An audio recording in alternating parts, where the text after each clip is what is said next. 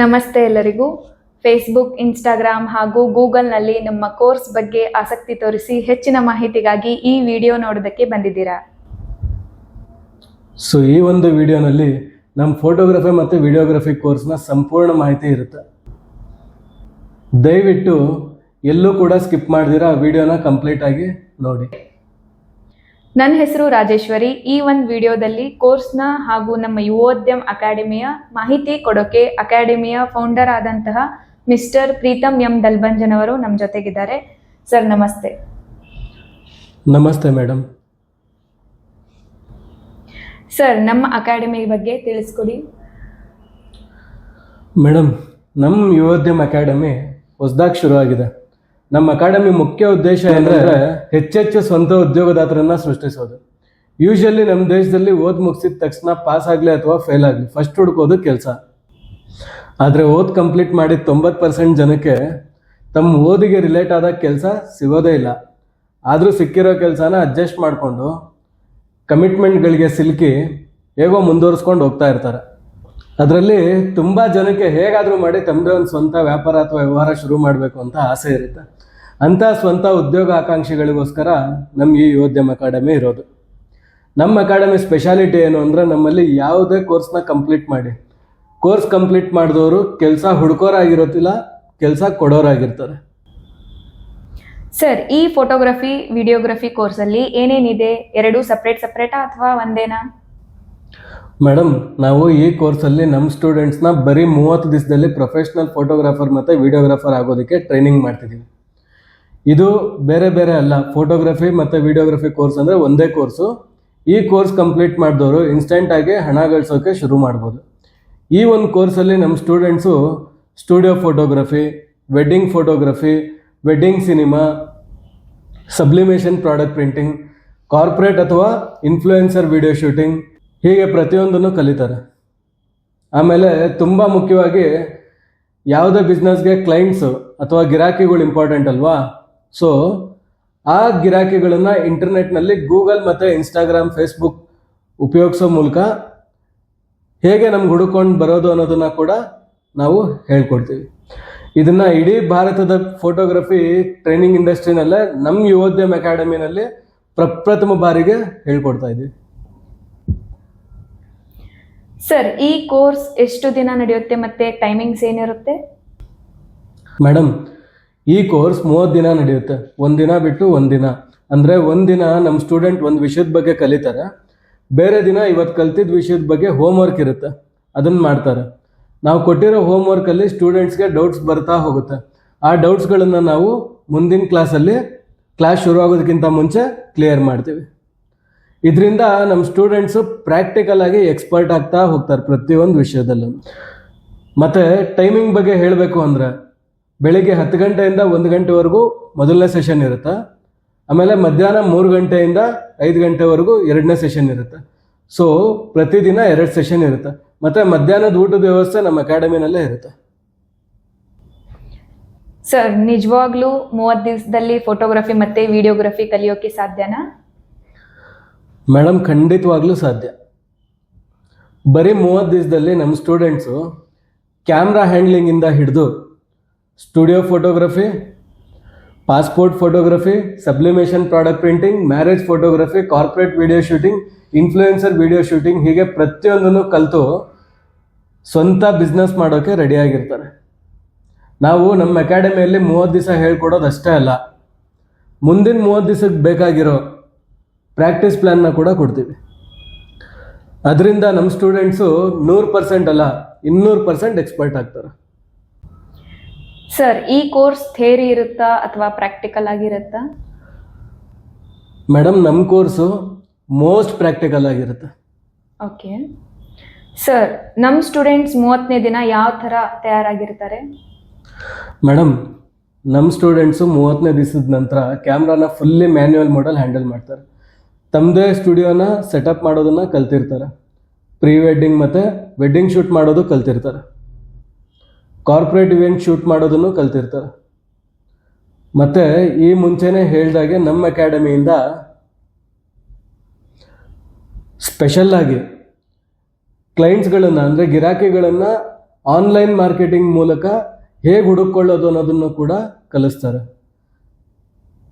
So ಸ್ವಂತ ಉದ್ಯೋಗ ಮಾಡೋದಕ್ಕೆ ಇನ್ನೇನು ಬೇಕು ಹೇಳಿ, ಪ್ರತಿಯೊಂದನ್ನು ಕೂಡ ನಮ್ಮ ಅಕಾಡೆಮಿನಲ್ಲಿ ನಾವು ಕಲಿಸ್ತಾ ಇದ್ದೀವಿ. Super sir. Sir education qualification ಏನಾದರೂ ಬೇಕಾ? ಮೇಡಮ್, ಇವನ್ 10th PUC ಡಿಗ್ರಿ ಪಾಸ್ ಆದವರು ಫೇಲ್ ಆದವರು ಯಾರು ಬೇಕಾದ್ರೂ ನಮ್ಮ ಕೋರ್ಸ್ ಮಾಡ್ಬೋದು. ಸರ್ ಈ ಕೋರ್ಸ್ ಕಂಪ್ಲೀಟ್ ಮಾಡಿ ಜಾಬ್ ಮಾಡ್ಬೋದಾ? ಹೌದು, ಖಂಡಿತವಾಗ್ಲೂ ಜಾಬ್ ಮಾಡ್ಬೋದು. ಆದರೆ ನಾವು ಸಜೆಸ್ಟ್ ಮಾಡೋದು ಸ್ವಂತ ಉದ್ಯೋಗ ಅಂದರೆ ಸ್ವಂತ ಬಿಸ್ನೆಸ್ಸೇ ಮಾಡಿ ಅಂತಾನೆ. ಯಾಕಂದರೆ ಜಾಬ್ ಕೊಡೋರಾಗಿ ಬೆಳೀರಿ ಅಂತ.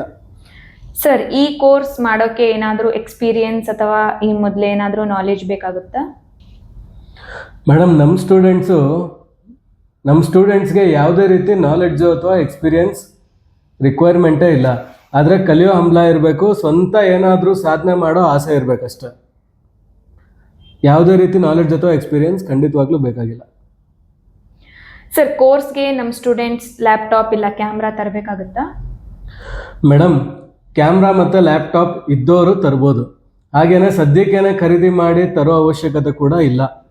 ಓಕೆ, ನಮಗೆ ಕ್ಯಾಮ್ರಾ ಬೇಕಾದಾಗ ಕ್ಯಾಮ್ರಾ ಬಾಡಿಗೆಗೆ ಸಿಗೋ ಜಾಗನ ನಾವು ಹೇಳ್ತೀವಿ, ಅವಾಗ ಮಾತ್ರ ಬಾಡಿಗೆಗೆ ತೊಗೊಂಬರ್ಬೋದು. ಅಥವಾ ಸದ್ಯಕ್ಕೆ ಖರೀದಿ ಮಾಡೋ ಅನುಕೂಲ ಇದ್ದರೆ ಖಂಡಿತವಾಗ್ಲೂ ಖರೀದಿ ಮಾಡ್ಬೋದು.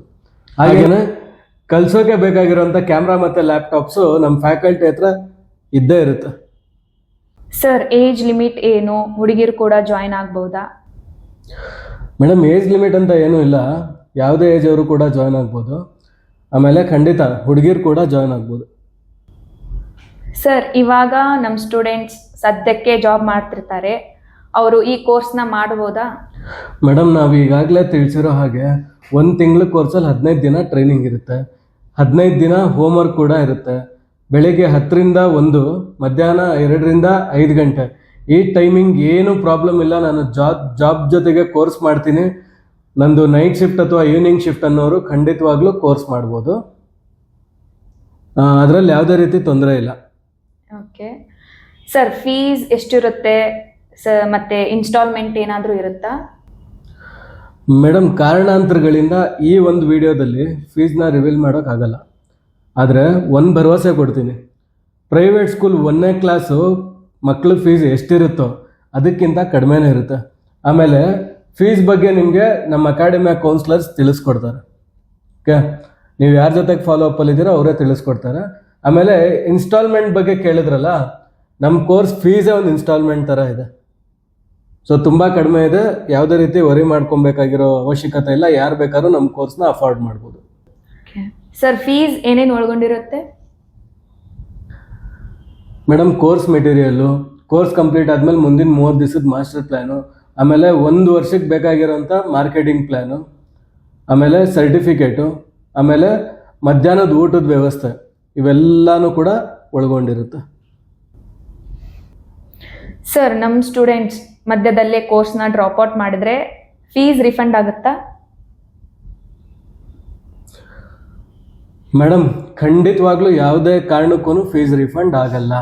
ಸೊ ನಿಮಗೆ ನಿಮ್ಮ ಮೇಲೆ ಭರವಸೆ ಇದ್ದು ಕಲಿತು ಸಾಧನೆ ಮಾಡ್ತೀನಿ ಅನ್ನೋ ಕಾನ್ಫಿಡೆನ್ಸ್ ಇದ್ದರೆ ಮಾತ್ರನೇ ಅಡ್ಮಿಷನ್ ಮಾಡ್ಕೊಳ್ಳಿ. ಸರ್ ನಮ್ಮ ಸ್ಟೂಡೆಂಟ್ಸ್ ಕೋರ್ಸ್ ಮುಗಿದ ಮೇಲೆ ತಿಂಗಳಿಗೆ ಎಷ್ಟು ದುಡಿಬಹುದು ಅಥವಾ ಎಷ್ಟು ಅರ್ನ್ ಮಾಡಬಹುದು? ಮೇಡಮ್, ನಮ್ಮ ಸ್ಟೂಡೆಂಟ್ಸು 2 ಥರ ದುಡ್ಡು ಗಳಿಸ್ಬೋದು.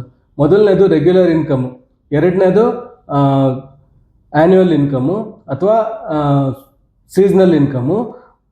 ಫಸ್ಟು ಸ್ಟುಡಿಯೋ ಸೆಟಪ್ ಮಾಡಿಕೊಂಡು ಪಾಸ್ಪೋರ್ಟ್ ಸ್ಯಾನ್ಸ್ಟೈಸ್ ಪ್ರಿಂಟಿಂಗ್ ಮಾಡೋ ಮುಖಾಂತರ ದಿನಕ್ಕೆ 200 ರೂಪಾಯಿಂದ 300 ರೂಪಾಯಿ ಅಂದರೆ ತಿಂಗಳಿಗೆ 9,000ರಿಂದ 10,000 ತನಕ ಮಾಡ್ಕೋಬೋದು. ಆಮೇಲೆ ಸಬ್ಲಿಮೇಷನ್ ಪ್ರಾಡಕ್ಟ್ಸ್ ಪ್ರಿಂಟಿಂಗ್ ಮಾಡೋ ಮುಖಾಂತರ T shirt, key chain, photo frames ಮತ್ತು ಇನ್ನೂ ಹಲವಾರು ಥರದ ಪರ್ಸನಲೈಸ್ ಗಿಫ್ಟ್ ಐಟಮ್ಸ್ಗಳನ್ನು ಸೇಲ್ ಮಾಡಿ ದಿನಕ್ಕೆ 1,500ದಿಂದ 2,000ವರೆಗೂ ಅಂದರೆ ತಿಂಗಳಿಗೆ 45ರಿಂದ 60,000ವರೆಗೂ ಗಳಿಸೋ ಹಾಗೆ ಟ್ರೈನ್ ಆಗಿರ್ತಾರೆ.